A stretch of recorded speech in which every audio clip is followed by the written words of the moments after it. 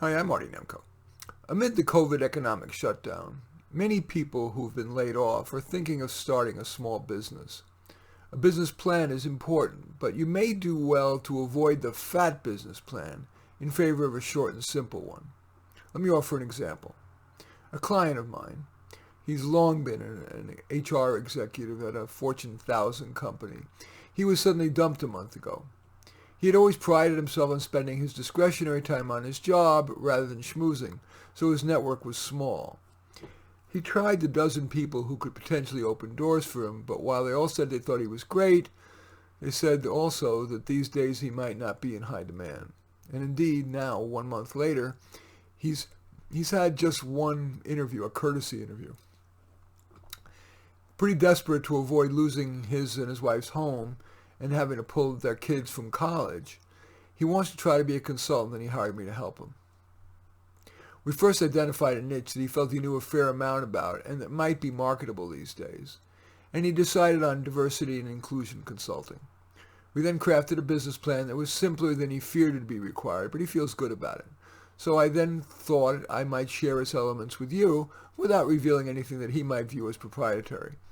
Maybe you'll find this mini business plan structure useful if you might be starting or revising a small business. First, we had him list the services he'd offer. 1. Audit a company's processes and procedures for preventing and responding to issues of diversity and inclusion. 2. Augment those with documents, programs, and monitoring as appropriate. 3. Evaluate those augmentations to identify areas for future improvement and to provide summative evaluation data that would be used in determining compensation for employees and for reporting to shareholders and to government watchdogs and to the media.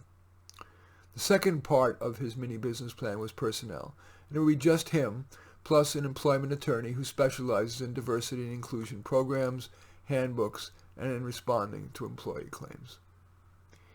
Then there was a little section on pricing, and he came up with two models, either $3,000 a day or a flat fee based on that per diem rate. The next section was his costs. He's going to set up an office in his home, and he already has a computer and a lot of the furniture, so he estimates the additional costs, including office supplies and extra utility costs for being home during the day, at around $2,000 a year. The next section was projected income. To avoid losing his home and having his kids go from state U to community college, he figures he needs to earn $180,000 a year for the first year, or that would be 61 paid days at said $3,000 a day minus the estimated $2,000 in costs. While he's daunted at the need to get that many paid days, he said the urgency of that would, he hoped, motivate him to work hard at marketing. And finally, there was a little section on marketing. So, in addition to his requesting leads from his extended network, he plans to conduct a series of webinars that he'd market through one or more professional associations and other groups of HR professionals, especially those people who are responsible for diversity and inclusion initiatives. If needed, he'd create a newsletter that highlights the latest laws, policies, innovations, and legal actions related to diversity and inclusion. If necessary, he'd also send cold emails followed up with phone calls to senior officers in charge of diversity and inclusion at businesses that were, not Fortune 1000 companies. He probably, as a self-employed person, couldn't get hired for that, but businesses of 200 to 2,000 employees. While he was going to start with San Francisco Bay Area entities, if that proved insufficient, he would expand to Southern California, and if necessary, even beyond that. Look, no one ever said that self-employment's easy, let alone for someone who had been protected by the corporate umbrella for decades. And it's been made even more difficult today because of the COVID economy, and because today's hiring is, let's just say, highly selective. But this client at least came away from today's session calmer, and realizing he might well not need one of those 100-page business plans that he had learned about in his undergraduate business course. Maybe if you're starting or reorienting your solo or your few-person business, maybe the aforementioned simple few-page business plan may be all you need. I'll just go over them again one at a time, the elements.